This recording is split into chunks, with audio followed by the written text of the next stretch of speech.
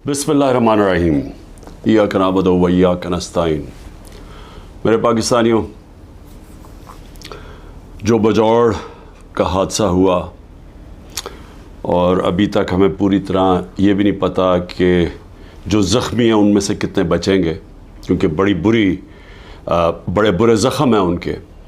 लेकिन हमें इतना पता है कि 50 पाकिस्तान के शहरी शहीद हो चुके हैं और इसका जो फॉल आउट है, मैं उसके ऊपर आज बात करना चाहता हूँ कि इसके जो असरात सारे पुराना कबायली इलाका और उसके बाद पख्तूनख्वा के अंदर जो असरात जा रहे हैं, मैं उसके ऊपर बात करना चाहता हूँ। हमें यह पता चल गया है कि ये जो हमला हुआ था, ये जो बम धमाका, दहशतगर्दी जो हुई थी, ये आइसिल ने की थी, जो दाइश जिसे कहते हैं, ये टीटीपी ने नहीं की थी।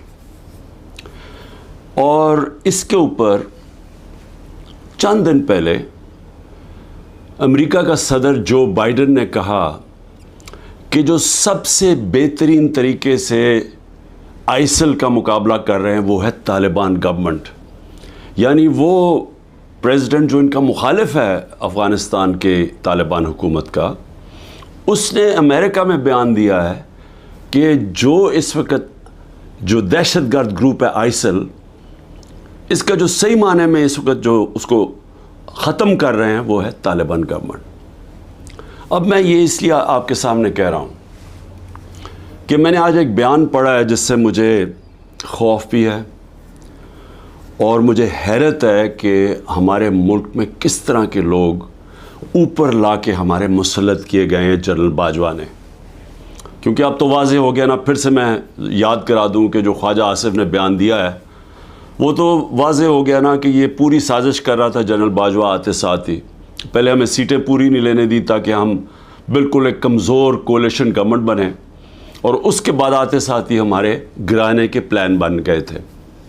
तो उसने इन्हीं को लेके आए, ये जो अब आपके सामने हुकूमत बैठी हुई है, जिसने पाकिस्तान का माशी कत्ल कर दिया है। आवाम से आज पूछें, तनख्वाहदार लोगों से पूछें कि अभी जो पेट्रोल और डीज़ल की कीमतें बढ़ाई हैं, सवाल इनसे पूछें कि हमारे दौर में तो तेल इंटरनेशनल मार्केट में $110 बैरल पे पहुंच गया था और अब वो $80 या उससे कम है। तो हम $150 लीटर पे दे रहे थे, तो आज ये हर वक्त जो कीमतें बढ़ती जा रही हैं 270 पे पहुंच गई हैं। क्या वजह है इसकी? तो ये तो अलग बात है, क्योंकि महंगाई इस वक्त लोगों को, ख़ास तौर पे बिजली के बिल, ये अब आम लोगों की पहुंच से बाहर हो गए हैं। लेकिन और इसका ज़िम्मेदार वो आदमी है जिसने साजिश करके एक गवर्नमेंट को गिराया और अपने ज़ाती मफादात के लिए, एक्सटेंशन के लिए इन लोगों को ऊपर लेके आया जो 30 साल से इस मुल्क को भी लूट रहे थे और उन्होंने इस मुल्क को उधर पहुंचाया कि बांग्लादेश भी आगे निकल गया। हिंदुस्तान इनके दौर में आगे निकला, उसके बाद बांग्लादेश भी पाकिस्तान से आगे निकल गया। तो मैं बजौड़ पे फिर आता हूँ। सवाल ये है कि आज जो बिलावल की स्टेटमेंट आई है कि हम अफ़गानिस्तान के अंदर जाके भी दहशतगर्दों के पीछे उनके पीछे जा सकते हैं, हमला कर सकते हैं। कोई भी इस मुल्क में जो भी थोड़ा सा समझता है, ये जो सारा तारीख़ है इस खित्ते की, यानी खित्ते का मतलब अफ़गानिस्तान और पाकिस्तान के कबायली इलाके, वो इस तरह की अहमकाना स्टेटमेंट ना दे अगर उसे कुछ भी इल्म हो। क्योंकि एक अफ़गानिस्तान की वो हुकूमत आई जब अमेरिका वहाँ से गया अगस्त 2021 में, तो याद रखें कि वो पाकिस्तान की सबसे ज़्यादा प्रो अफ़गान हुकूमत थी, क्योंकि पाकिस्तान ने तालिबान और अमेरिका के बीच में डायलॉग करवाया।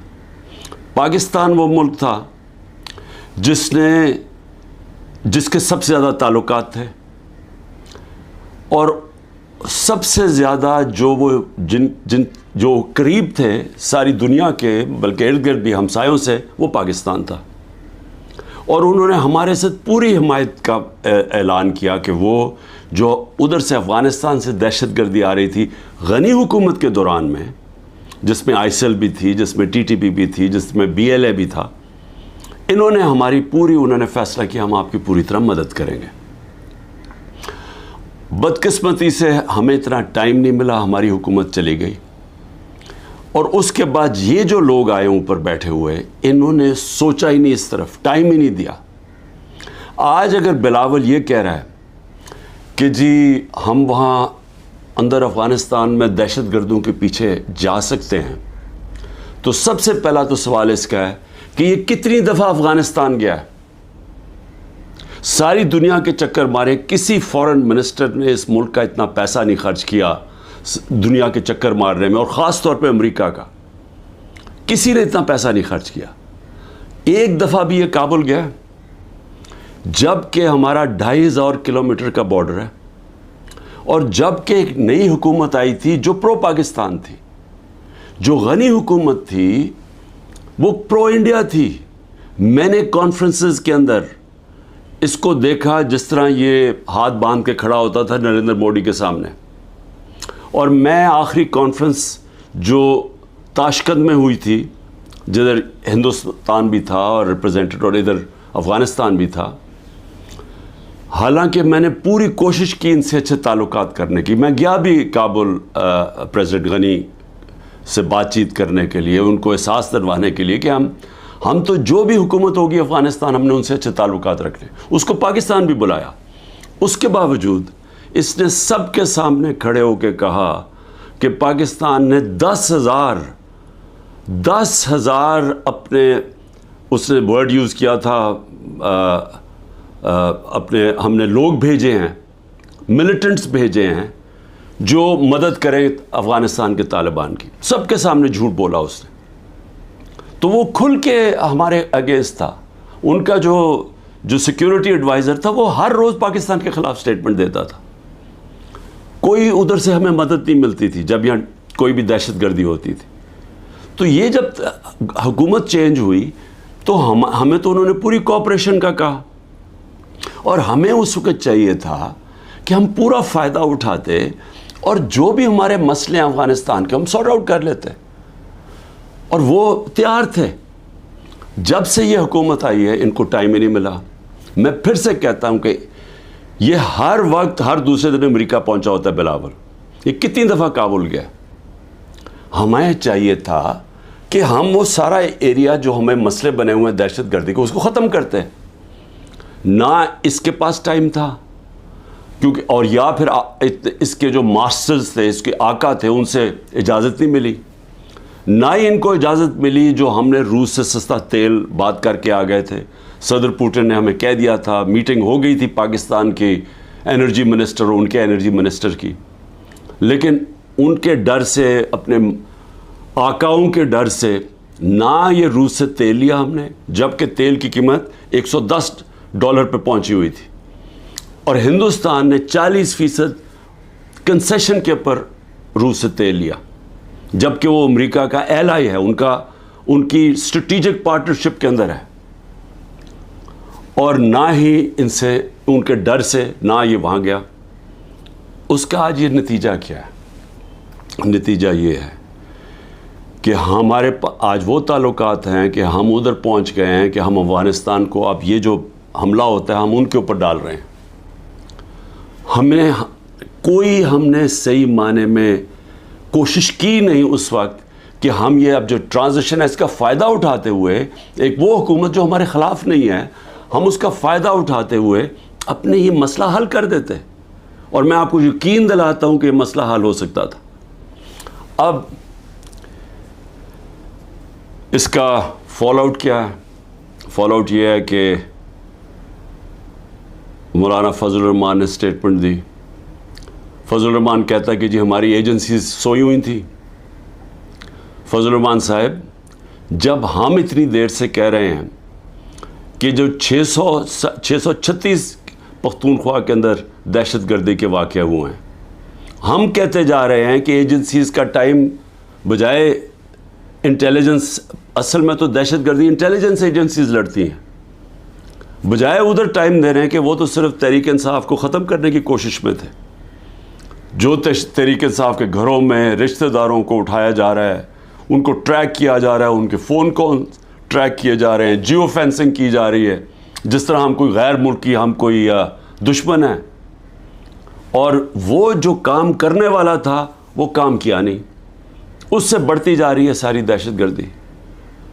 और ख़ास तौर पे पख्तूनख्वा की पुलिस के ऊपर, स्पेशली जो पुलिस के ऊपर अब इस वक्त उनका शहादतें हो रही हैं, अब इसका कौन जिम्मेदार होगा। लेकिन इससे और भी आगे चलें, जो पख्तूनख्वा के लोगों के अंदर इस वक्त गुस्सा है। पीटीएम क्यों बनी थी?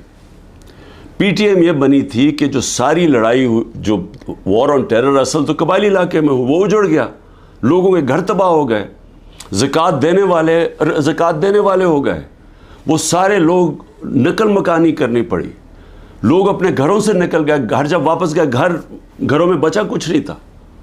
स्वात के लोगों से, मलाकान के लोगों से भी यही हुआ। वो जब सारे निकले वहाँ से बाहर, जब तक वापस गए, वो भी ज़कात देने वाले, ज़कात लेने वाले बन गए। तो सबको वो याद है, बड़ी तकलीफ़ें उन्होंने उठाई, कुर्बानियाँ तो सारी इस इलाके ने दी। सबसे ज़्यादा जो, एक तो ऑपरेशंस में तालिबान और मिलिट्री के बीच में बेचारे वो पिस गए, ऊपर से ड्रोन अटैक्स, 400 ड्रोन अटैक्स कर दिए। ड्रोन अटैक्स का भी जो सारा जो बदला लिया जाता था वो पाकिस्तानी फ़ौजियों के साथ और पुलिस के ऊपर, दोनों तरफ पाकिस्तानियों को नुकसान हो रहा था। जबकि हुक्मरान एक मुंह से आवाज़ नहीं निकलती थी, क्योंकि अमरीकी ना नाराज़ हो जाएं कि ड्रोन अटैक्स कभी हुआ ही नहीं है दुनिया में कि जिस मुल्क आपका जिसके लिए जंग लड़ रहे हैं वो आप ही के ऊपर हमला करे।